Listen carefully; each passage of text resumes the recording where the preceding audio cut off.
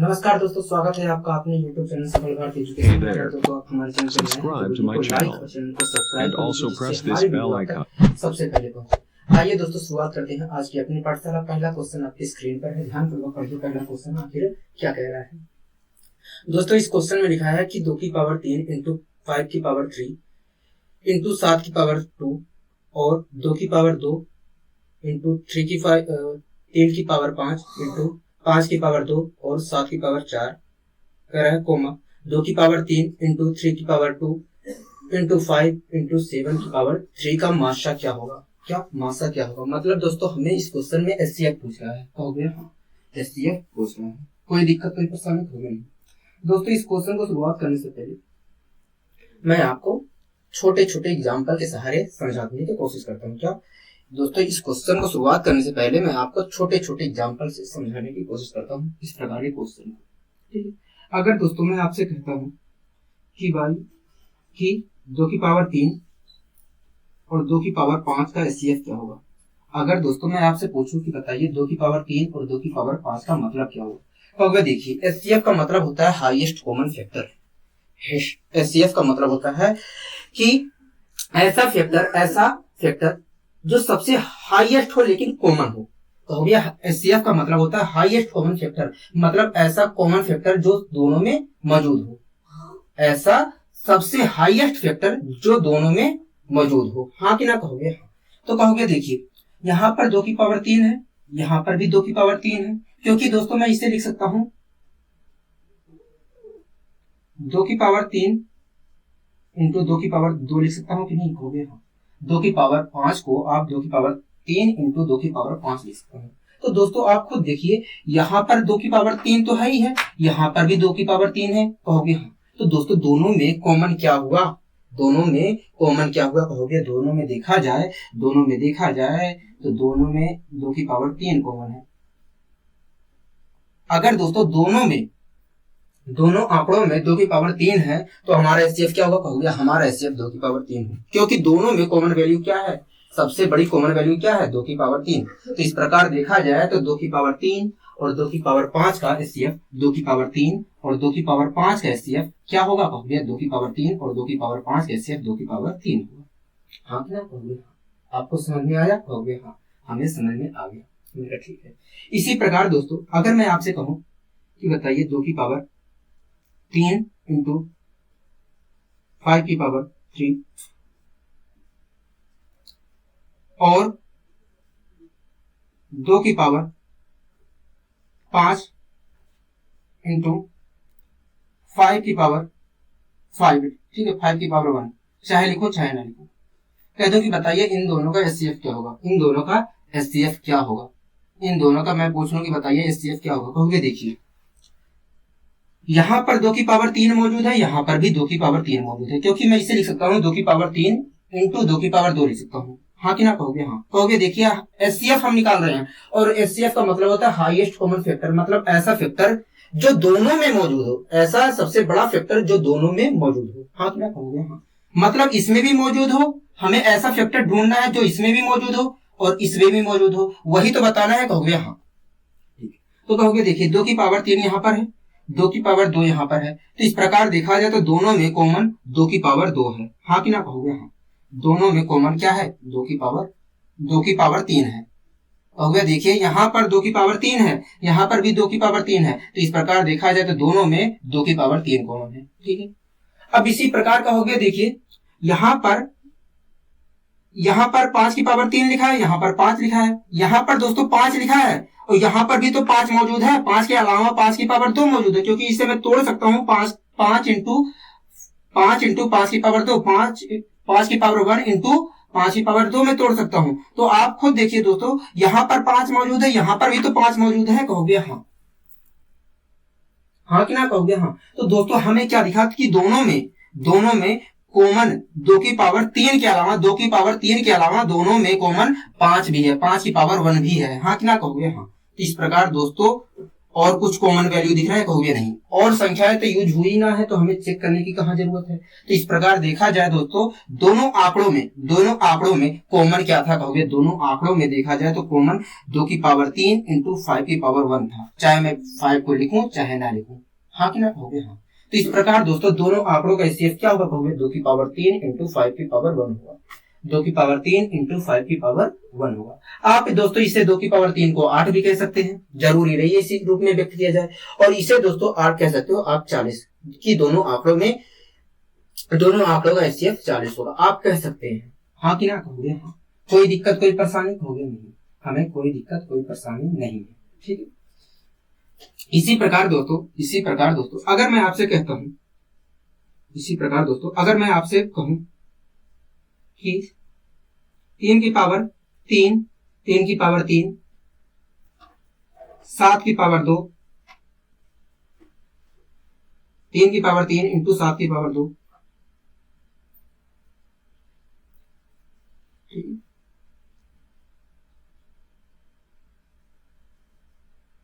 5 की पावर 2 और 3 की पावर 5 का एचसीएफ बताइए क्या होगा, हाँ कि ना, कहोगे हाँ।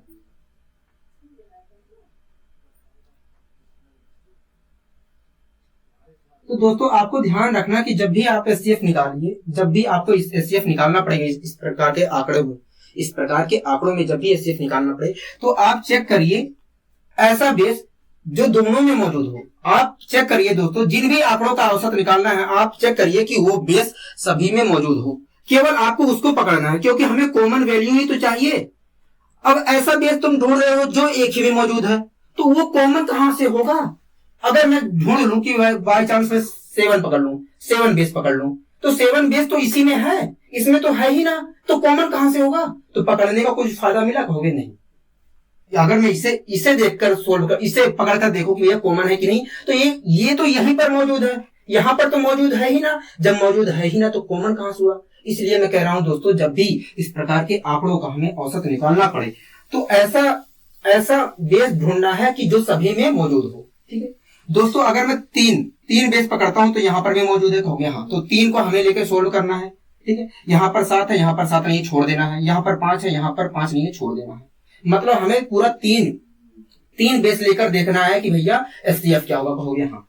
दोस्तों एक बात बताइए, यहां पर 3 की पावर 3 है, कहोगे हाँ। यहां पर भी तो 3 की पावर 3 है, कहोगे हाँ। तो आप लोग के कुछ बच्चे हो सकता है कि उनके दिमाग में आए कि भैया यहाँ पर 3 की पावर 3 क्या है, कैसे है। मैंने कहा देखिए, अब क्या मैं इसे तोड़ सकता हूँ, 3 की पावर 3 इंटू 3 की पावर 2 में तोड़ सकता हूँ, कहोगे हाँ, तोड़ सकते हैं। अब बताइए दोस्तों, अगर मैं तोड़ सकता हूँ इसे, तो मैं कह सकता हूं इसके अंदर 3 की पावर 3 ही मौजूद है, 3 की पावर 2 भी मौजूद है, कहोगे हाँ। अगर आप तोड़ रहे हो तो मैं कह सकता हूं 3 की पावर 3 भी इसके अंदर मौजूद है, 3 की पावर 2 भी मौजूद है। अब बताइए दोस्तों, 3 की पावर 3 यहाँ पर मौजूद है, कहोगे हाँ। यहाँ पर भी तो 3 की पावर मौजूद है, 3 की पावर 3 मौजूद है, कहोगे हाँ। तो इस प्रकार दोस्तों दोनों आंकड़ों में कॉमन वैल्यू क्या हुई, कहोगे दोनों आंकड़ों में कॉमन वैल्यू 3 की पावर 3 हुई। तो इस प्रकार दोस्तों देखा जाए दोनों आंकड़ों का एचसीएफ क्या हुआ, कहोगे 3 की पावर 3 हुआ। 3 की पावर 3 हुआ, मतलब इन दोनों आंकड़ों का औसत क्या होगा, इन दोनों आंकड़ों का एचसीएफ क्या होगा दोस्तों, कहोगे 3 की पावर 3 मतलब 27 होगा, हाँ कि ना, कहोगे हाँ। दोस्तों आपको अच्छी तरीके से समझ में आ गया, कहोगे हाँ। अब दोस्तों हम इस क्वेश्चन की अपने शुरुआत कर लेते हैं। तो इस क्वेश्चन में कह रहा है 2 की पावर 3 5 की पावर 3 2 की पावर 3 5 की पावर 3 और कह रहा है 7 की पावर 2, कह रहा है 2 की पावर 3 5 की पावर 3 और 7 की पावर 2। इसी प्रकार कह रहा है 2 की पावर 2 3 की पावर 5 3 की पावर 5 5 की पावर 2 5 की पावर 2 7 की पावर 4, हाँ कि ना, कहोगे हाँ। इसी प्रकार दोस्तों कह रहा है 2 की पावर 3 3 की पावर 2 5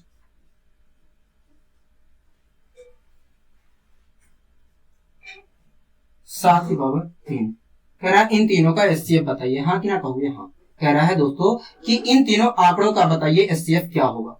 हाँ कि ना कहोगे हाँ। अगर दोस्तों हमसे एचसीएफ पूछ रहा है तो इसका एचसीएफ का मतलब क्या होगा कहोगे। देखिए अगर एचसीएफ पूछ रहा है तो इसका मतलब यही है कि एचसीएफ का मतलब होता है कि हाईएस्ट कॉमन फैक्टर। अगर एचसीएफ हमसे पूछ रहा है तो हमें ये चीज बताना है कि तीनों में ऐसी वैल्यू कौन सी है जो मौजूद है। हाँ कि ना कहोगे हाँ। कहोगे हाईएस्ट एचसीएफ पूछ रहा है तो इसका मतलब यही है कि हमें ऐसी वैल्यू बताना है, ऐसी कॉमन वैल्यू बताना है जो तीनों में, ऐसी कॉमन वैल्यू सबसे बड़ी बताना है जो तीनों में मौजूद हो। हाँ कि ना कहोगे हाँ।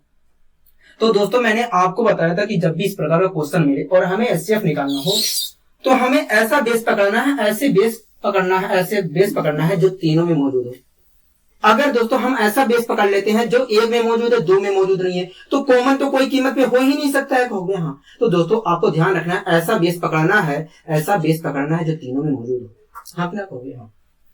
अब दोस्तों मैं चेक कर लेता हूं कि कॉमन क्या है, तीनों में कॉमन क्या है। ठीक है, अगर मैं दोस्तों दो बेस पकड़ता हूं तो यहां पर भी मिल रहा है दो बेस, यहां पर भी दो बेस मिल रहा है, यहां पर भी दो बेस मिल रहा है। ठीक है, अब दोस्तों कॉमन कैसे देखा जाए, तो दोस्तों कॉमन देखने के लिए आपको क्या करना है, जो सबसे कम पावर वाली बेस है, जो सबसे कम पावर वाली बेस है उसे पकड़ना है। क्योंकि दोस्तों छोटा जो चीज है वो बड़े में हो सकता है, लेकिन बड़ा चीज छोटे में नहीं हो सकता है। आप खुद सोचिए दोस्तों, अगर मैं 2 की पावर 3 और 2 की पावर 2 ले लेता हूं और मैं कहूं कि यहाँ पर 2 की पावर 3 है, यहाँ पर भी अगर मैं कहता हूं कि 2 की पावर 3 है, तो एक तरह से ना इंसाफी होगा, क्योंकि 2 की पावर 2 में 2 की पावर 3 नहीं हो सकती है। गलत कह रहा हूं हाँ कि ना कहोगे हाँ। लेकिन अगर मैं दोस्तों यही बात कहता कि यहाँ पर 2 की पावर 2 है, यहाँ पर भी 2 की पावर 2 है, तब तो मैं सही कह रहा था कहोगे हाँ। इसीलिए दोस्तों मैं कह रहा हूं कि सबसे छोटी पावर वाली बेस को लेकर सोल्व आपको करना है, क्योंकि छोटी पावर बड़ी में हो सकती है, छोटी बेस वाली पावर बड़ी बेस वाली पावर में हो सकती है, लेकिन बड़ी पावर वाली बेस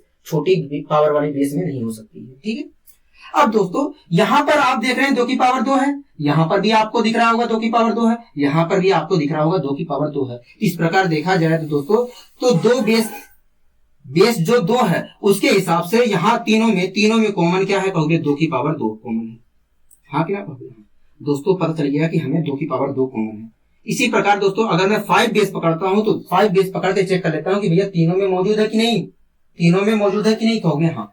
तो कहोगे देखिए यहाँ पर भी 5 बेस मौजूद है, यहाँ पर भी 5 बेस मौजूद है, यहाँ पर भी 5 बेस मौजूद है। अब दोस्तों मुझे देखना है कि इन जो तीनों बेस 5 के हैं उसमें कॉमन क्या है, तो सबसे कम पावर वाली बेस पकड़ ले रहा हूं।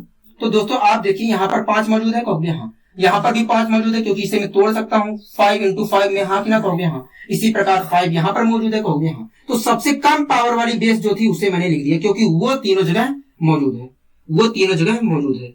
सबसे कम पावर वाली जो बेस थी, सबसे कम पावर वाली जो बेस थी उसे मैंने लिख दिया, क्योंकि वो तीनों जगह मौजूद है, क्योंकि वही तो कॉमन है कहोगे हाँ, वही कॉमन है। इसी प्रकार दोस्तों मैं अगला बेस पकड़ लेता हूँ, अगला बेस पकड़ लेता हूँ। ठीक है, अगला बेस दोस्तों क्या है कहोगे, अगला बेस तो 7 है, अगला बेस तो 7 है। तो देखिए 7 दोस्तों हर जगह मौजूद है कहोगे नहीं, यहाँ पर मौजूद है, यहाँ पर मौजूद है, यहाँ पर मौजूद, अच्छा तीनों जगह मौजूद है, क्या तीनों जगह मौजूद है। अब दोस्तों मैं 7 के हिसाब से देख ले रहा हूँ, जो बेस 7 है उसके हिसाब से देख ले रहा हूँ कि भैया क्या कॉमन है, हाँ कि ना कहोगे हाँ। तो सबसे कम पावर वाली जो बेस है मैं उसे पकड़ ले रहा हूँ, क्योंकि वो बड़ी पावर वाली बेस में हो सकता है मौजूद। ठीक है, अब दोस्तों 7 की पावर 2 है, क्या यहाँ पर 7 की पावर 2 है कहोगे, बिल्कुल है। क्या यहाँ पर 7 की पावर 2 है कहोगे हाँ, बिल्कुल है। तो इस प्रकार दोस्तों जो कम पावर वाली बेस थी, जो कम पावर वाली बेस थी 7 की, वो तो तीनों जगह मौजूद है। तो इस प्रकार देखा जाए तो 7 की पावर 2 जो है वो तीनों में कॉमन है, हाँ कि ना कहोगे हाँ। इसके अलावा दोस्तों और कोई भी संख्या तीनों में कॉमन नहीं है, खुद देख लीजिए दोस्तों। अगर मैं 3 पकड़ता हूं तो 3 यहाँ पर मौजूद नहीं है, हाँ कि ना कहोगे हाँ। तो 3 तो कॉमन तो होगा नहीं, हाँ कि ना कहोगे हाँ। इसके अलावा दोस्तों और कोई भी बेस नहीं है।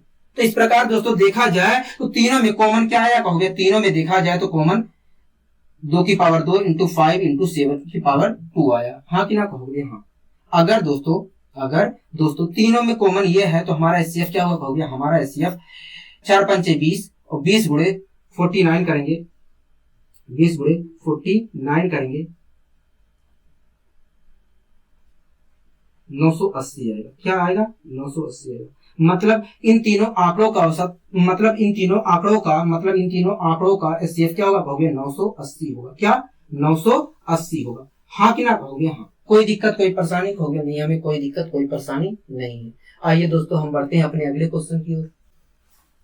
अगला दोस्तों क्वेश्चन क्या कह रहा है कहोगे, अगला क्वेश्चन कह रहा है 2 की पावर 3 इंटू 3 की पावर 2 इंटू 5 की पावर 3 इंटू 7 की पावर 2। ठीक है, कह रहा है और 2 की पावर 2 इंटू 3 इंटू 5 की पावर 2 इंटू 7, कह रहा है और 3 की पावर 4 इंटू 5 की पावर 4 इंटू 2 का एचसीएफ बताइए। हाँ कि ना कहोगे हम।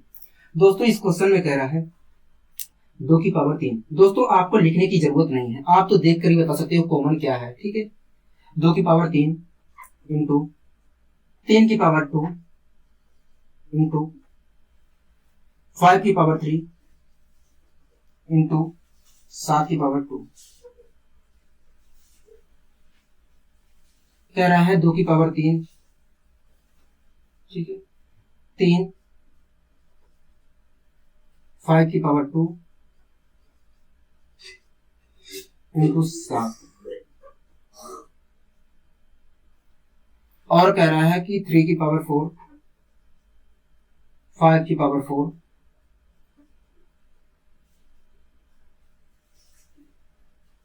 इंटू 2। कह रहा है कि इन तीनों का बताइए एचसीएफ क्या होगा। कह रहा है इन तीनों आंकड़ों का बताइए एचसीएफ क्या होगा। हाँ कि ना कहोगे हाँ। इन तीनों आंकड़ों का हमसे एचसीएफ पूछ रहा है।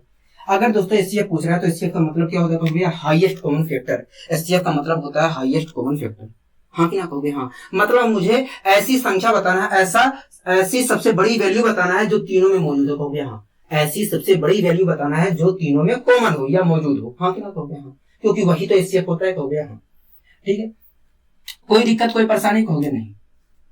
ठीक है, तो दोस्तों आपको इस प्रकार के अगर आंकड़े मिलते हैं, अगर आपको इस प्रकार के आंकड़े मिलते हैं और उनका एचसीएफ पूछे, तो दोस्तों आपको ध्यान रखना है कि जब भी इस प्रकार के आंकड़े दिए जाते हैं और आपसे एचसीएफ पूछा जाता है, तो आपको दोस्तों ऐसे ऐसे बेस पकड़ने हैं जो तीनों में मौजूद हो, जो सभी आंकड़ों में मौजूद हो। हाँ कि ना कहोगे हाँ। दोस्तों मैं इसे जो सबसे जिस आंकड़ों में सबसे कम बेसों का प्रयोग किया गया है मैं उसे पकड़ लेता हूँ। ठीक है, उसे पकड़ लेता हूँ। तो दोस्तों इन तीनों आंकड़ों ये 3 आंकड़े हैं और इन तीनों आंकड़ों में सबसे कम बेस का प्रयोग यहाँ पर हुआ है। हाँ कि ना कहोगे हाँ। इसे दोस्तों मैं पकड़ के अब देखता हूँ। ठीक है दोस्तों, पहला बेस 3 है, 3 है। कहोगे हाँ। तो देखिए दोस्तों 3 हर जगह मौजूद है कि नहीं। कहोगे हाँ, तीनों आंकड़ों में मौजूद है।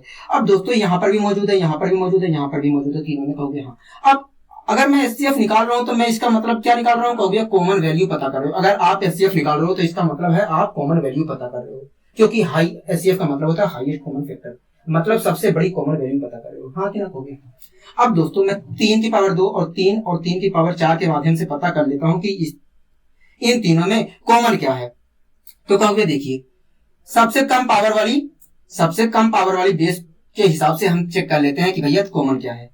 दोस्तों यहाँ पर 3 की पावर 2 है, 3 की पावर 1 है, यहाँ पर भी 3 की पावर 1 है, यहाँ पर भी 3 की पावर 1 है। तो दोस्तों आपने देखा कि जो सबसे कम पावर वाली बेस थी वो तो तीनों जगह मौजूद है। कहोगे हाँ, तीनों जगह मौजूद है। 3 की पावर 1 लिखूं या ना लिखूं या वैसे ही छोड़ दूं, कोई फर्क पड़ने वाला नहीं। ठीक है, अब दोस्तों दूसरा बेस में 5 पकड़ ले रहा हूं। तो देखिए दोस्तों 5 हर जगह मौजूद है। कहोगे हाँ, 5 बेस जो है हर जगह मौजूद है और यहाँ पर भी मौजूद है, यहाँ पर भी मौजूद है, यहाँ पर भी मौजूद है। अब दोस्तों मुझे देख कर ही बताइए तीनों में कॉमन क्या है। कहोगे देखिए सबसे कम पावर वाली जो बेस है, सबसे कम पावर वाली बेस है वो तीनों जगह मौजूद होगी। हाँ कि ना कहोगे हाँ, सबसे कम पावर वाली बेस तीनों जगह मौजूद होगी। मतलब 5 की पावर 2 क्या है, तीनों में कॉमन वैल्यू है। हाँ कि ना कहोगे हाँ। इसी प्रकार दोस्तों तीसरा बेस क्या है, कहोगे 2 है। क्या दोस्तों 2 हर जगह मौजूद है। कहोगे हाँ। तो कॉमन वैल्यू क्या है, अगर 2 हर तीनों जगह तीनों आंकड़ों में मौजूद है तो कॉमन वैल्यू क्या है। कहोगे सबसे कम पावर वाली बेस जो है तीनों में मौजूद होगी, सबसे कम पावर वाली बेस तीनों में मौजूद होगी। हाँ कि ना कहोगे हाँ। कोई दिक्कत कोई परेशानी कहोगे नहीं। इस प्रकार दोस्तों और इसके अलावा कोई ऐसा इस प्रकार दोस्तों इसके अलावा कोई भी ऐसा बेस नहीं है जो तीनों में मौजूद हो, जो तीनों में मौजूद नहीं है, मौजूद हो। हाँ कि ना कहोगे हाँ। तो दोस्तों मैं कह सकता हूं इन तीनों आंकड़ों का एचसीएफ 3 इंटू 5 की पावर 2 इंटू 2 होगा। हाँ कि ना कहोगे हाँ। मतलब इसका कह सकता हूँ 25 छक्का 150। मतलब इन तीनों आंकड़ों का एचसीएफ क्या होगा दोस्तों। कहोगे इन तीनों आंकड़ों का एचसीएफ आप कह सकते हो कि 150 होगा। क्या होगा, 150 होगा। हाँ कि ना कहोगे। कोई दिक्कत कोई परेशानी कहोगे नहीं, हमें कोई दिक्कत कोई परेशानी नहीं है। दोस्तों इस चीज को लिखने की जरूरत नहीं थी, आप डायरेक्ट बता सकते थे देख कर ही। ठीक है, कोई दिक्कत कोई परेशानी होगी नहीं। आइए दोस्तों हम बढ़ते हैं अपने अगले क्वेश्चन की ओर। अगला दोस्तों क्वेश्चन क्या कह रहा है, कहोगे अगला क्वेश्चन कह रहा है 2 की पावर 3 इंटू 3 इंटू 5 की पावर 2 इंटू 7 कह रहा है, और 2 की पावर 4 इंटू 3 की पावर 2 इंटू 5 इंटू 7 की पावर 2 इंटू 11 कह रहा है, और 2 की पावर 2 इंटू 3 की पावर 3 इंटू 5 की पावर 4 का एचसीएफ क्या होगा, क्या एचसीएफ क्या होगा। ठीक है, पूछ रहा है दोस्तों एचसीएफ क्या होगा। कह रहा है 2 की पावर 3 कह रहा है 3 कह रहा है 5 की पावर 2 कह रहा है 7, इसी प्रकार कह रहा है 2 की पावर 4 3 की पावर 2 5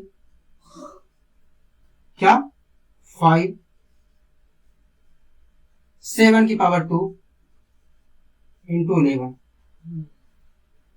इसी प्रकार कह रहा है 2 इंटू 3 की पावर 3 इंटू 5 की पावर 4 कह रहा है इन तीनों आंकड़ों का औसत, इन तीनों आंकड़ों का एचसीएफ बताइए। यही क्वेश्चन कह रहा है, कहोगे हाँ। कह रहा है दोस्तों इन तीनों आंकड़ों का एचसीएफ बताइए क्या होगा। कोई दिक्कत कोई परेशानी होगी नहीं। अगर दोस्तों मुझे इन तीनों आंकड़ों का एचसीएफ बताना है, अगर दोस्तों मुझे इन तीनों आंकड़ों का एचसीएफ बताना है तो मुझे ऐसे आंकड़ा ढूंढना पड़ेगा, ऐसा आंकड़ा ढूंढना पड़ेगा जिसमें कम बेस का प्रयोग किया गया है। सबसे कम बेस का प्रयोग यहाँ पर किया गया है, हाँ कि ना कहोगे हाँ। तो दोस्तों मैं इसे पकड़ लेता हूँ। अब इसकी सहायता से मैं ढूंढने का प्रयास करता हूँ कि तीनों में कॉमन क्या है, तीनों जो आंकड़े दिए गए हैं उनमें कॉमन क्या है, क्योंकि मैं एचसीएफ निकाल रहा हूँ, मतलब हाईएस्ट कॉमन फैक्टर निकाल रहा हूँ, मतलब ऐसा फैक्टर निकालना चाह रहा हूँ जो तीनों में कॉमन हो, मतलब ऐसा सबसे बड़ी वैल्यू पता करना चाह रहा हूँ जो तीनों में कॉमन हो। हाँ कि ना कहोगे हाँ। अब दोस्तों मैंने बताया था कि जब भी इस प्रकार का क्वेश्चन मिले तो सभी आंकड़ों में हमें ऐसा बेस ढूंढना है जो कॉमन हो। हाँ कि ना कहोगे हाँ। दोस्तों पहले मैं बेस पकड़ लेता हूँ 2। क्या 2 देखिए दोस्तों, इसके हिसाब से बता रहा हूँ, ठीक है दोस्तों। क्या बताइए ये 2 तीनों जगह मौजूद है कि नहीं, कहोगे देखिए यहाँ पर 2 की पावर 1 है, यहाँ पर 2 की पावर 4 है, यहाँ पर 2 की पावर 3 है। तो इस प्रकार देखा जाए तो ये जो 2 की पावर 1 सबसे कम पावर वाली बेस है, सबसे कम पावर वाली बेस है, ये तीनों जगह मौजूद है। इस प्रकार देखा जाए तो तीनों में 2 की पावर 1 कॉमन है। हाँ कि ना कहोगे हाँ। इसी प्रकार दोस्तों मैं 3 दूसरा बेस पकड़ लेता हूँ। 3 दोस्तों हर जगह मौजूद है, कहोगे हाँ। 3 जो है हर जगह मौजूद है, ठीक है। अब 3 हर जगह मौजूद है, 3 जो बेस है दोस्तों हर जगह मौजूद है, तो इन तीनों में बताइए कॉमन क्या है। कहोगे देखिए 3 की पावर जो 1 है वो सबसे कम पावर वाली बेस है, 3 की पावर 1 जो है सबसे कम पावर वाली बेस है। हाँ कि ना कहोगे हाँ। तो इस प्रकार देखा जाए तो 3 की पावर 1 जो है तीनों में मौजूद होगा, क्योंकि सबसे कम पावर वाली बेस है और सबसे कम पावर वाली बेस सबसे बड़ी पावर वाली बेस में मौजूद रहती है। इस प्रकार देखा जाए तो 3 की पावर 1 जो है तीनों में कॉमन वैल्यू है। हाँ कि ना कहोगे हाँ। चाहे दोस्तों 3 की पावर 1 लिखूं चाहे वैसे में लिख दूं, कोई फर्क पड़ने वाला नहीं है। हाँ कि ना कहोगे, क्योंकि दोस्तों हमेशा मल्टीप्लाई डिवाइड और पावर में कुछ नहीं लिखा होता है तो वहां पर एक मौजूद होता है, क्या 1 मौजूद होता है। हाँ कि ना कहोगे हाँ। अब दोस्तों मैं अगला बेस पकड़ लेता हूँ 5। अब देखिए दोस्तों 5 जो है क्या तीनों जगह मौजूद है, कहोगे हाँ। 5 बेस जो है तीनों जगह मौजूद है, ठीक है। अब दोस्तों मैं पता कैसे करूं कि क्या कॉमन है, 5 बेस के हिसाब से मैं कैसे पता करूं कि तीनों में कॉमन क्या है। कहोगे देखिए जो सबसे कम पावर वाली बेस है उसे पकड़ लीजिए, और वो जो पावर सबसे कम पावर वाली बेस है, जो सबसे कम पावर वाली बेस है वो तो तीनों जगह मौजूद होगी, क्योंकि सबसे कम पावर वाली बेस जो है सबसे बड़ी पावर वाली बेस में मौजूद हो सकती है, लेकिन सबसे बड़ी पावर वाली बेस सबसे छोटी पावर वाली बेस में मौजूद नहीं हो सकती है। तो इस प्रकार देखा जाए तो 5 की पावर 1 सबसे कम पावर वाली बेस है, सबसे कम पावर वाली बेस है, इसलिए 5 की पावर 1 तीनों में मौजूद होगा। हाँ कि ना कहोगे हाँ। कोई दिक्कत कोई परेशानी कहोगे नहीं। तो इस प्रकार देखा जाए दोस्तों इसके अलावा इन तीनों के अलावा और कोई भी कॉमन वैल्यू तीनों आंकड़ों में मौजूद नहीं है। हाँ कि ना कहोगे हाँ। अगर दोस्तों इन तीनों के अलावा कोई भी वैल्यू, कोई भी बेस इन तीनों में मौजूद नहीं है तो हमारा एचसीएफ क्या होगा, कहोगे 2 3 6 6 5 30 होगा। हमारा एचसीएफ इन तीनों आंकड़ों का कुल मिलाकर 30 होगा। हाँ कि ना कहोगे हाँ। कोई दिक्कत कोई परेशानी कहोगे नहीं, हमें कोई दिक्कत कोई परेशानी नहीं है, कोई दिक्कत कोई परेशानी नहीं है। मेरे तो बहुत अच्छी। आइए दोस्तों हम बढ़ते हैं अपने अगले क्वेश्चन की ओर। अगला दोस्तों क्वेश्चन क्या कह रहा है, कहोगे अगला क्वेश्चन कह रहा है 7/9 14/15, 7/10 का महत्तम समापवर्तक क्या होगा? हाँ क्या कहोगे? हाँ मतलब हमसे भिन्नों का मतलब हमसे फ्रैक्शन का एचसीएफ पूछा जा रहा है। कहोगे हाँ। तो दोस्तों आपको ध्यान रखना है कि जब भी एचसीएफ का हमें फ्रैक्शन 2 या 2 से 3 अधिक फ्रैक्शन का हमें एचसीएफ निकालना हो, तो एचसीएफ निकालने के लिए दोस्तों फ्रैक्शन का मतलब भिन्न का दोस्तों अगर आपको एचसीएफ निकालना है तो आपको क्या करना है? भिन्नों का एचसीएफ निकालने के लिए दोस्तों अगर दोस्तों आपको भिन्नों का एचसीएफ निकालना पड़े तो भिन्नों का एचसीएफ निकालने के लिए दोस्तों आपको अंश का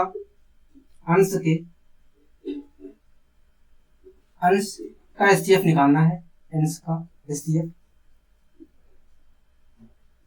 अंश का एचसीएफ निकालना है और जो अंश का एचसीएफ आएगा उसको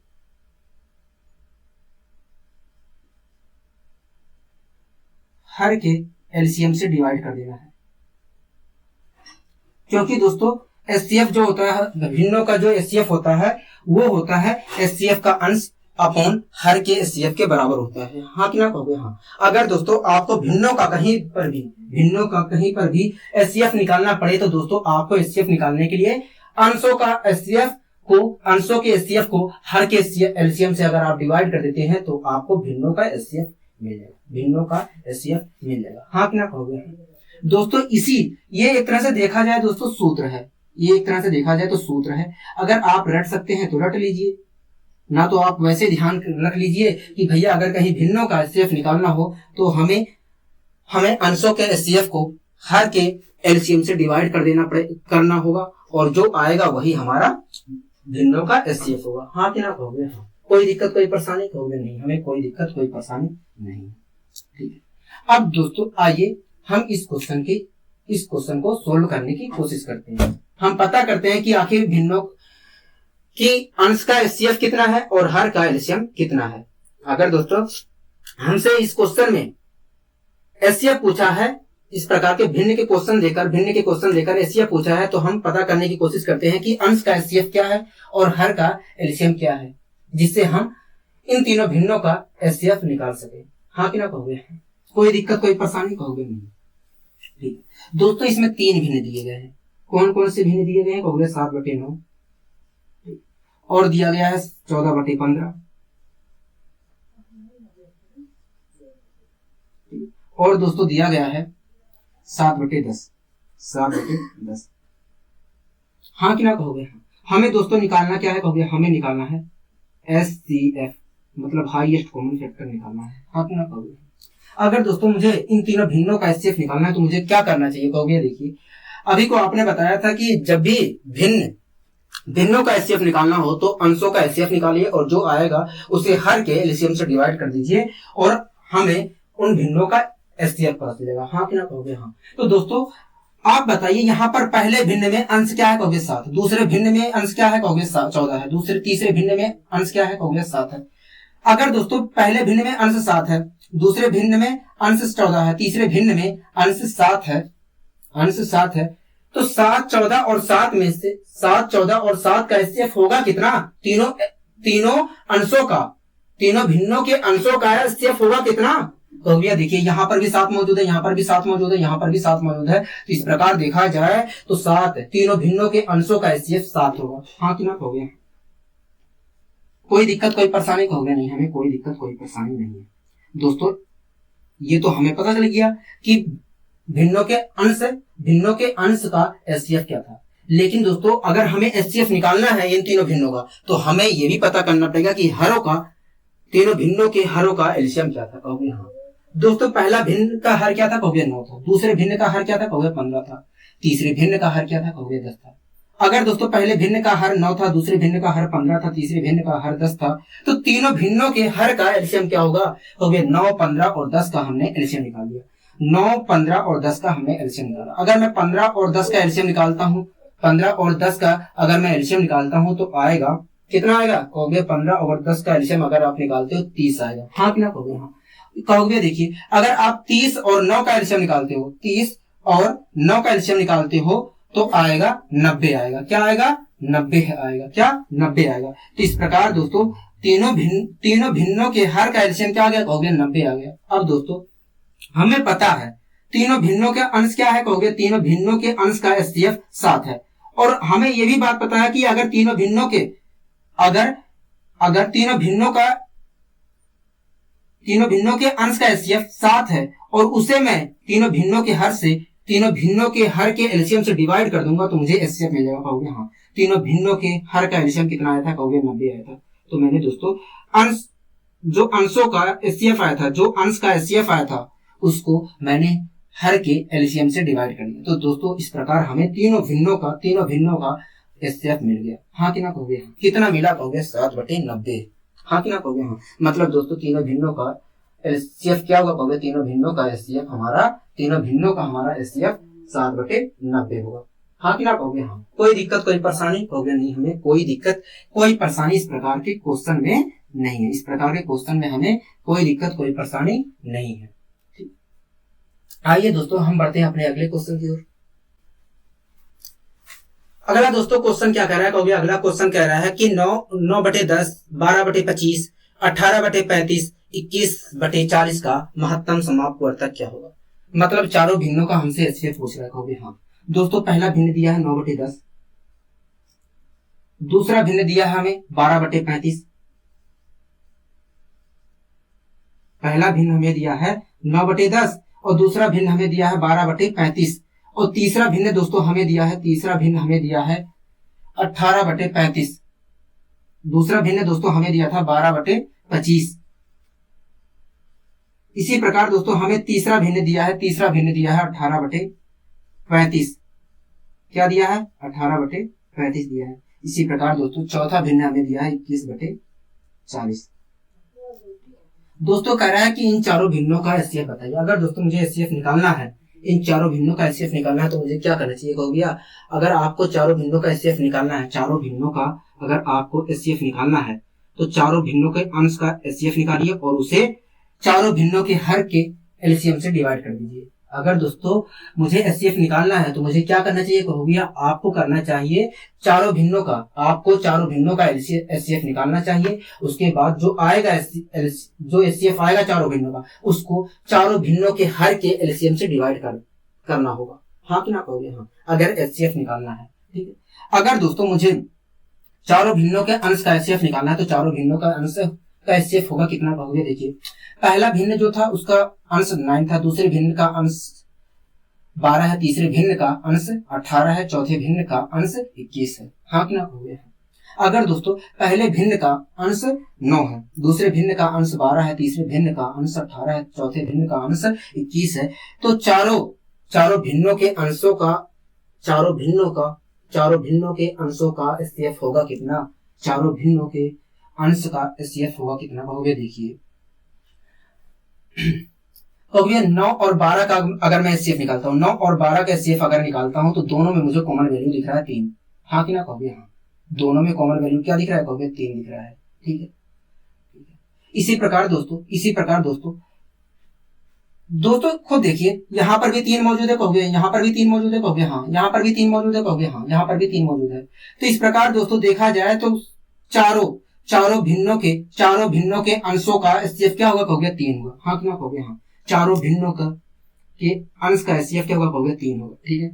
अब दोस्तों इसी प्रकार बताइए चारों भिन्नों के हर का एलसीएम क्या होगा कहोगे। देखिए पहले भिन्न का हर 10 है, दूसरे भिन्न का हर 25 है, तीसरे भिन्न का हर 35 है, चौथे भिन्न का हर 40 है। अगर दोस्तों पहले भिन्न का हर 10 है, दूसरे भिन्न का हर 25 है, तीसरे भिन्न का हर 35 है, चौथे भिन्न का हर 40 है तो मुझे चारों भिन्नों के हर का एलसीएम बताइए कहोगे। देखिए अगर मैं 10 और 40 का एलसीएम निकालता हूं तो 40 ही आएगा। मतलब 10 से मुझे कोई जरूरत नहीं है, 10 से मुझे कोई लेना देना नहीं है। हाँ कि ना कहोगे हाँ।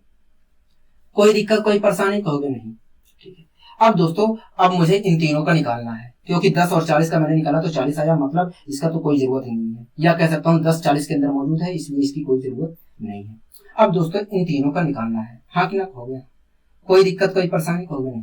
अगर दोस्तों मैं इन दोनों का केवल निकालता हूँ, या इन दोनों का अगर मैं निकालूं दोस्तों, अगर मैं इन दोनों का एलसीएम निकालता हूँ तो क्या आएगा कहोगे 200 आएगा। हाँ कि ना कहोगे हाँ 200 आएगा। ठीक है दोस्तों इन दोनों का आ गया 200। अब दोस्तों जो 200 आया है मैंने उसका 35 के साथ एलसीएम निकाल दिया, 200 और 35 का मैंने एलसीएम निकाल दिया। तो क्या आया 200 और 35 का एलसीएम हो गया, देखिए यहाँ पर 7 आएगा और 7 की मल्टीप्लाई इधर मैं अगर कर देता हूं तो 1400 आ जाएगा। मतलब चारों भिन्नों के हर का एलसीएम कितना हो गया, 1400 आएगा। दोस्तों चारों भिन्नों के अंश का एचसीएफ को मैंने चारों भिन्नों के हर के एलसीएम से डिवाइड कर दिया। तो इस प्रकार दोस्तों चारों भिन्नों का हमें एचसीएफ मिल गया। हाँ कि ना कहोगे, हाँ। कितना मिला चारों भिन्नों का एचसीएफ, हो गया 3/1400 मिला। क्या 3/1400 मिला। मतलब चारों भिन्नों का एचसीएफ कितना हुआ कहोगे, चारों भिन्नों का एचसीएफ 3/1400 होगा, 3/1400 होगा। हाँ कि ना कहोगे, हम। कोई दिक्कत कोई परेशानी कहोगे नहीं। आइए दोस्तों हम बढ़ते हैं अपने अगले क्वेश्चन की ओर। अगला दोस्तों क्वेश्चन क्या कह रहा है कहोगे, अगला क्वेश्चन कह रहा है 2/3, 5/3, 4/7, 9/13 का लघुत्तम समापवर्तक ज्ञात कीजिए। हाँ कि ना कहोगे, हाँ। मतलब दोस्तों हमें भिन्नों का एलसीएम निकालना है कहोगे, हाँ। भिन्नों का एलसीएम निकालना है। दोस्तों जब भी हमें भिन्नों का एलसीएम निकालना हो, दोस्तों आपको ध्यान रखना है कि जब भी हमें भिन्नों का एलसीएम निकालना हो तो आपको क्या करना है, अंशों का एलसीएम को, अंशों का भिन्नों के अंशों के एलसीएम को, अंश के एलसीएम को, भिन्नों के अंश के एलसीएम को, भिन्नों के अंश के एलसीएम को भिन्नों के हर के एचसीएफ से डिवाइड कर देना है। भिन्नों के हर के एचसीएफ से डिवाइड कर देना है। दोस्तों जब भी हमें भिन्नों का एचसीएफ निकालना हो, जब भी हमें भिन्नों का एचसीएफ निकालना हो तो ऐसी स्थिति में दोस्तों आपको अंश के एलसीएम को हर के एचसीएफ से डिवाइड कर देना है और जो आएगा वो आपका भिन्नों का एलसीएम आ जाएगा। हाँ कि ना कहोगे, हाँ। तो दोस्तों आपको ये ध्यान रखना है, जब भी दोस्तों आपको भिन्नों का एलसीएम निकालना होगा तो आपको अंशों का एलसीएम निकालना है। उसके बाद जो आएगा अंशों का एलसीएम उसे हर के एलसीएफ से, हर के एचसीएफ से, हर के भिन्नों के हर के एचसीएफ से डिवाइड कर देना है। और जो आएगा निकलकर इस ओवरऑल के दौरान जो पूरा निकलकर आएगा वही हमारा भिन्नों का एलसीएम होगा। हाँ कि ना कहोगे, हाँ। दोस्तों आपको ध्यान रखना है एचसीएफ में दोस्तों हम अंश का एचसीएफ निकालते हैं, लेकिन दोस्तों जब हम एलसीएम निकालते हैं तो उसमें हम अंश का एलसीएम निकालते हैं। दोस्तों एचसीएफ में हम अंश का एचसीएफ निकालते हैं, लेकिन दोस्तों एलसीएम में हम अंश का एलसीएम निकालते हैं। हाँ कि ना कहोगे, हाँ। आपको ये बात ध्यान रखना होगा, ठीक है। अब दोस्तों आइए हम इस क्वेश्चन को सोल्व कर लेते हैं। दोस्तों इस क्वेश्चन में कह रहा है कि 2/3, कह रहा है 2/3, 5/3, कह रहा है 2/3, 5/3, कह रहा है 4/7, कह रहा है 4/7, कह रहा है 9/13, कह रहा है 9/13, कह रहा है दोस्तों 2/3, 5/3, 4/7 और 9/13 का लघुत्तम समापवर्तक बताइए, मतलब एलसीएम बताइए। हाँ कि ना कहोगे, हाँ। अगर दोस्तों मुझे इन तीनों का एलसीएम निकालना है, अगर तीनों भिन्नों का मुझे, चारों भिन्नों का दोस्तों अगर मुझे एलसीएम निकालना है तो मुझे क्या करना चाहिए कहोगे, या चारों भिन्नों के अंश का एलसीएम निकालिए और जो अंश का एलसीएम आएगा, चारों भिन्नों के अंश का एलसीएम निकालिए और जो चारों भिन्नों के अंश का एलसीएम आएगा उसे चारों भिन्नों के हर के एचसीएफ से डिवाइड कर दीजिए और इस पूरी प्रक्रिया के दौरान जो निकल कर आएगा वही आपका इन चारों भिन्नों का एलसीएम होगा। मैंने कहा ठीक है। तो दोस्तों आप बताइए पहले भिन्न का अंश क्या है कहोगे, पहले भिन्न का अंश तो 2 है, दूसरे भिन्न का अंश क्या है कहोगे 5 है, तीसरे भिन्न का अंश क्या है कहोगे 4 है, चौथे भिन्न का अंश क्या है कहोगे 9 है। अगर दोस्तों पहले भिन्न का अंश हमारा 2 है, दूसरे भिन्न का अंश हमारा 5 है, तीसरे भिन्न का अंश हमारा 4 है, चौथे भिन्न का अंश हमारा 9 है, तो चारों भिन्नों के अंश का एलसीएम होगा कितना कहोगे। देखिए 2, 5 का अगर हम एलसीएम निकालते हैं तो 10 आएगा, 2, 5 का एलसीएम निकालते हैं 10 आएगा, 10 और 4 का एलसीएम निकालते हैं तो क्या आएगा कहोगे, 10 और 4 का एलसीएम निकालते हैं तो 20 आएगा, और 20 और 9 का अगर मैं एलसीएम निकालूं तो क्या आएगा कहोगे, 20 और 9 का एलसीएम अगर आप निकालते हो तो 180 आएगा। हाँ कि ना कहोगे, हाँ। दोस्तों चारों भिन्नों के अंश का तो एलसीएम आ गया। अब बताइए मुझे चारों भिन्नों के हर का एचसीएफ होगा कितना कहोगे। देखिए पहले भिन्न का हर 3 है, दूसरे भिन्न का हर 3 है, चौथे भिन्न का हर 7 है, तीसरे भिन्न का हर 7 है, चौथे भिन्न का हर 13 है। कहोगे देखिए पहले भिन्न का तो हर 3 है, दूसरे भिन्न का हर 3 है, तीसरे भिन्न का हर 7 है और चौथे भिन्न का हर 13 है। तो इस प्रकार देखा जाए तो चारों भिन्नों के हर में चारों भिन्नों के हर में कोई भी कॉमन वैल्यू आपको नजर नहीं आ रही है, कोई भी कॉमन वैल्यू आपको नजर नहीं आ रही है। जब दोस्तों कोई कॉमन वैल्यू है ही ना, चारों भिन्नों के हर में कोई कॉमन वैल्यू है ही नहीं, तो चारों भिन्नों का एचसीएफ होगा कितना कहोगे? 1 होगा, 1 होगा, क्योंकि 1 के अलावा और कोई कॉमन वैल्यू है ही ना। चारों भिन्नों के हर में 1 के अलावा और कोई कॉमन वैल्यू है ही ना। इस प्रकार देखा जाए तो चारों भिन्नों का एचसीएफ, चारों भिन्नों के हर का एचसीएफ कितना होगा कहोगे? 1 होगा। हाँ कि ना कहोगे? हाँ। चारों भिन्नों के हर का एचसीएफ कितना होगा कहोगे? 1 होगा। कोई दिक्कत कोई परेशानी कहोगे? नहीं, हमें कोई दिक्कत कोई परेशानी नहीं है। अगर दोस्तों चारों भिन्नों का एचसीएफ 1 होगा तो मैं जो एलसीएम आया है दोस्तों, जो दोस्तों एलसीएम आया है, अगर दोस्तों चारों भिन्नों का एचसीएफ हम 1 है, अगर दोस्तों चारों भिन्नों का एचसीएफ 1 होगा तो चारों भिन्नों का एलसीएम होगा कितना कहोगे? देखिए, अगर हम चारों भिन्नों के अंश के एलसीएम को चारों भिन्नों के हर के एचसीएफ से डिवाइड कर देते हैं तो हमें चारों भिन्नों का एलसीएम मिल जाएगा। दोस्तों चारों भिन्नों के अंश का एलसीएम आया था 180 और चारों भिन्नों के हर का एचसीएफ आया है 1, तो मैंने 180 को 1 से डिवाइड कर दिया। तो दोस्तों इस प्रकार क्या निकल कर आया कहोगे? 180 ही निकल कर आया। मतलब इन चारों भिन्नों का एलसीएम कितना होगा कहोगे? 180 होगा। कोई दिक्कत कोई परेशानी कहोगे? नहीं, हमें कोई दिक्कत कोई परेशानी नहीं है। 2 पर अगला दोस्तों क्वेश्चन क्या कह रहा है कहोगे? अगला क्वेश्चन कह रहा है 1/3, 2/9, 5/6, 4/27 का लघुत्तम समापवर्तक ज्ञात कीजिए। कह रहा है 1/3, 2/9, 5/6 और 4/27 का लघुत्तम समापवर्तक ज्ञात कीजिए। हाँ कि ना कहोगे? हाँ। दोस्तों इस क्वेश्चन में कह रहा है 1/3, कह रहा है 1/3, 2/9, कह रहा है 1/3, 2/9, 5/6, 5/6, ठीक, कह रहा है 4/27, 4/27, कह रहा है इन चारों भिन्नों का एलसीएम बताइए। अगर दोस्तों मुझे इन चारों भिन्नों का एलसीएम निकालना है, अगर दोस्तों मुझे इन चारों भिन्नों का एलसीएम निकालना है, चारों भिन्नों का एलसीएम निकालना है, तो मुझे क्या करना चाहिए कहोगे? आपको चारों भिन्नों का एलसीएम निकालने के लिए आपको चारों भिन्नों के अंश का एलसीएम को चारों भिन्नों के हर के एचसीएफ से डिवाइड करना पड़ेगा, और जो आएगा डिवाइड करने पर वही हमारा चारों भिन्नों का एलसीएम होगा। हाँ कि ना कहोगे? हाँ। तो दोस्तों आप बताइए, चारों पहले भिन्न का अंश क्या कहोगे? 1 है, दूसरे भिन्न का अंश क्या कहोगे? 2 है, तीसरे भिन्न का अंश क्या कहोगे? 5 है, चौथे भिन्न का अंश क्या है? 4 है।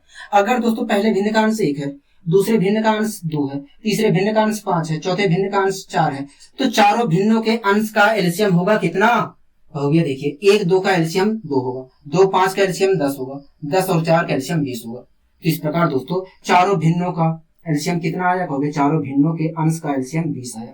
ठीक है, इसी प्रकार दोस्तों आप मुझे बताइए चारों भिन्नों के हर का एचसीएफ है कितना कहोगे? देखिए, पहले भिन्न का हर 3 है, दूसरे भिन्न का हर 9 है, तीसरे भिन्न का हर 4 है, चौथे भिन्न का हर 27 है। हाँ कि ना कहोगे? हाँ।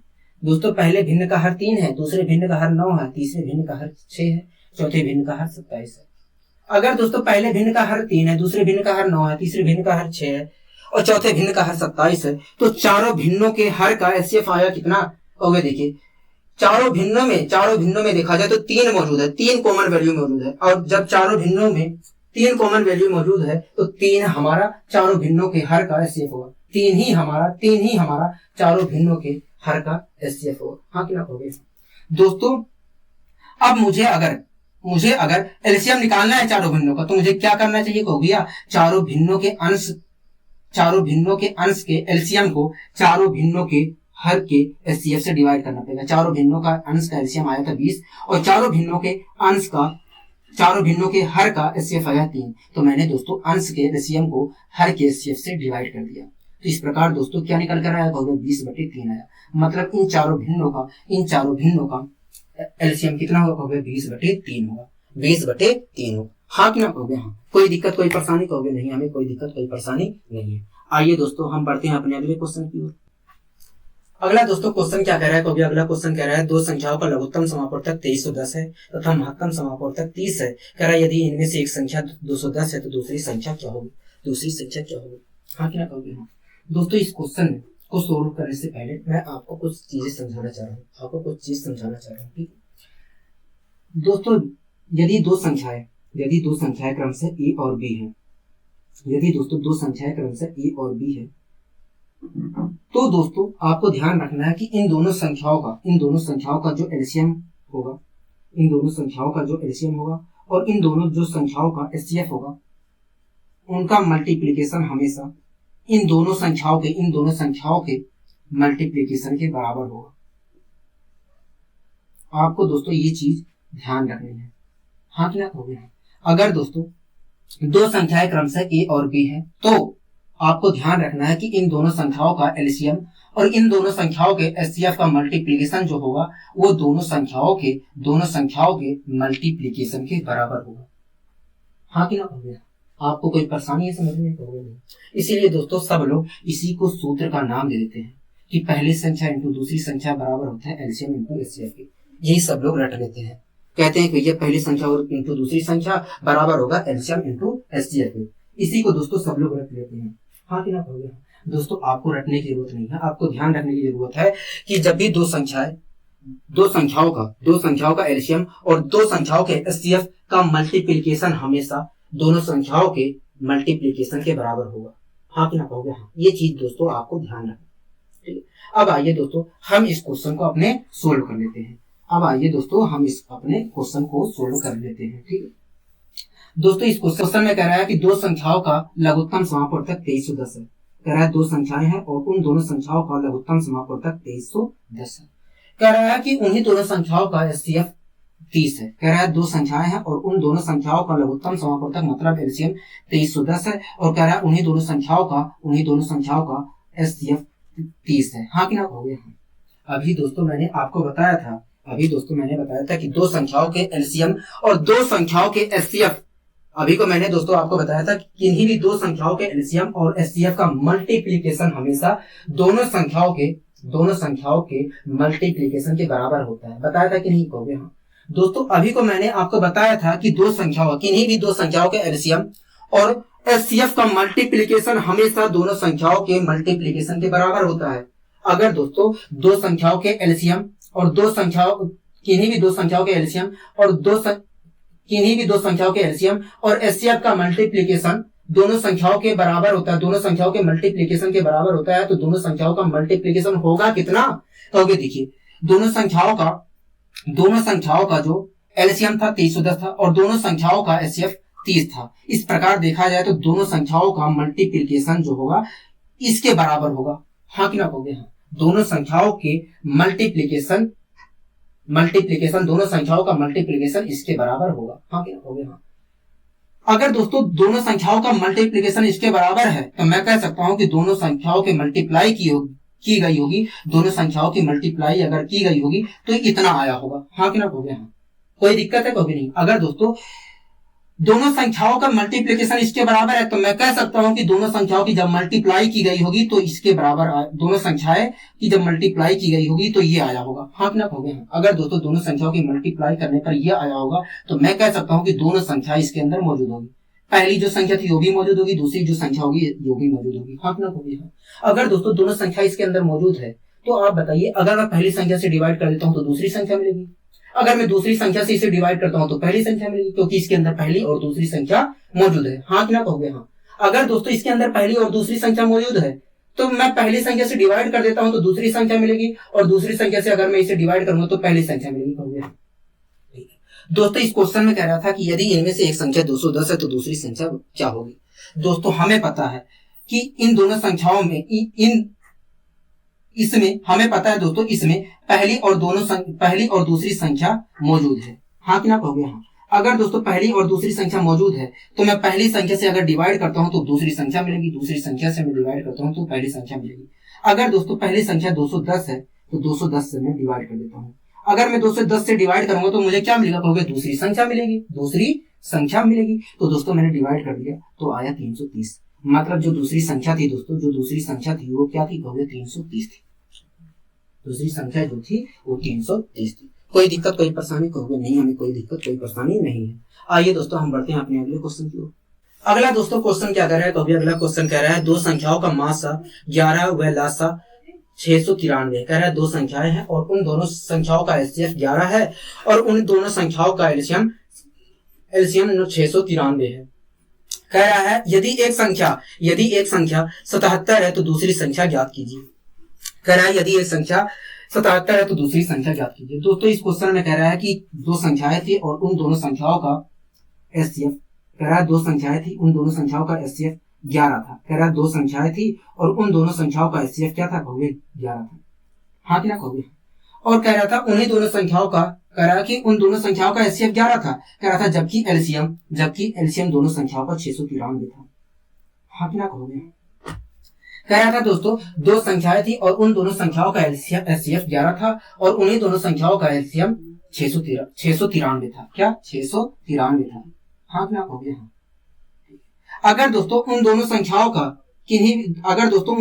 का एचसीएफ 11 है और उन दोनों संख्याओं का एलसीएम 693 है तो उन दोनों संख्याओं का मल्टीप्लिकेशन किसके बराबर होगा। अगर दोस्तों उन दोनों संख्याओं का एचसीएफ 11 है और उन दोनों संख्याओं का एलसीएम 693 है तो उन दोनों संख्याओं का गुणनफल या प्रोडक्ट किसके बराबर होगा। उन दोनों संख्याओं का प्रोडक्ट किसके बराबर होगा, कहोगे इसके बराबर होगा। क्योंकि दोस्तों हमने सीखा, हमें पता है कि किन्हीं भी दो संख्याओं का एचसीएफ और एलसीएम का मल्टीप्लिकेशन हमेशा उन दोनों संख्याओं के गुणनफल के, उन दोनों संख्याओं के प्रोडक्ट के बराबर होता है। हाँ कि ना कहोगे। हाँ। अगर दोस्तों दो संख्याओं का एचसीएफ 11 है और उन्हीं दोनों संख्याओं का एलसीएम 693 है तो उन दोनों संख्याओं का जो गुणनफल होगा या प्रोडक्ट होगा इन दोनों के मल्टीप्लिकेशन के बराबर होगा। हाँ कि ना कहोगे। हाँ। अगर दोस्तों उन दोनों संख्याओं का गुणनफल या प्रोडक्ट इन दोनों संख्याओं के बराबर है, इन दोनों संख्याओं के गुणनफल के बराबर है, तो मैं गारंटी के साथ कह सकता हूं कि जब दोनों संख्याओं की मल्टीप्लाई की गई होगी तो ये आया होगा। हाँ कि ना कहोगे। हाँ। अगर दोस्तों दोनों संख्याओं की मल्टीप्लाई करने पर ये आया है तो दोनों संख्या इसके अंदर मौजूद होगी, कहोगे। हाँ। अगर दोस्तों दोनों संख्या इसके अंदर मौजूद है तो आप बताइए, अगर दोस्तों इसके अंदर दोनों संख्याएं मौजूद है तो आप बताइए अगर मैं पहली संख्या से डिवाइड करता हूं तो क्या मिलेगा, कहोगे दूसरी संख्या मिलेगी। अगर दोस्तों दोनों संख्याएं मौजूद हैं तो आप बताइए अगर मैं दूसरी संख्या से डिवाइड करता हूं तो मुझे क्या मिलेगा, कहोगे पहली संख्या मिलेगी। हाँ कि ना कहोगे। हाँ। ठीक है दोस्तों, हमें पता है कि दोनों संख्या इसके अंदर मौजूद है। ठीक है दोस्तों, इस क्वेश्चन में कह रहा है कि यदि पहली संख्या 77 है तो दूसरी संख्या बताइए। ठीक है दोस्तों, इन दोनों संख्या इसमें दोनों संख्याएं मौजूद है। दोस्तों इसमें दोनों संख्याएं मौजूद है। अगर मैं पहली संख्या से डिवाइड करता हूं तो मुझे क्या मिलेगा, कहोगे अगर आप पहली संख्या 77 से डिवाइड करते हो तो दूसरी संख्या मिलेगी। तो अगर दोस्तों मैं डिवाइड कर देता हूं पहली संख्या से तो दूसरी संख्या मिलेगी, कहोगे हाँ। तो दूसरी संख्या मिलेगी कितनी, कहोगे 11 सते 77, 7 में 63। हाँ कि ना कहोगे 7 में 63। तो इस प्रकार दूसरी संख्या कितना होगा, कहोगे इस प्रकार देखा जाए तो दूसरी संख्या 99 रहा होगा। हाँ कि ना कहोगे। हाँ दोस्तों, हमें पता था कि भैया इसके अंदर दोनों संख्याएं मौजूद है। हाँ कि ना कहोगे। हाँ। अगर दोस्तों इसके अंदर दोनों संख्याएं मौजूद है तो मैं पहली संख्या से डिवाइड करूंगा तो दूसरी संख्या मिलेगी। तो दोस्तों दूसरी संख्या क्या मिली, कहोगे दूसरी संख्या 99 मिली। मतलब दूसरी संख्या 99 थी तभी तो मिली है, कहोगे हाँ। दोस्तों मुझे आशा है आपको ये क्लास अच्छी लगी होगी। अगर दोस्तों आपको ये क्लास अच्छी लगी है तो अपने दोस्तों के पास शेयर करना और सब्सक्राइब करना मत भूलिए। आज के लिए दोस्तों बस इतना ही, मिलते हैं अगली वीडियो में। नमस्कार।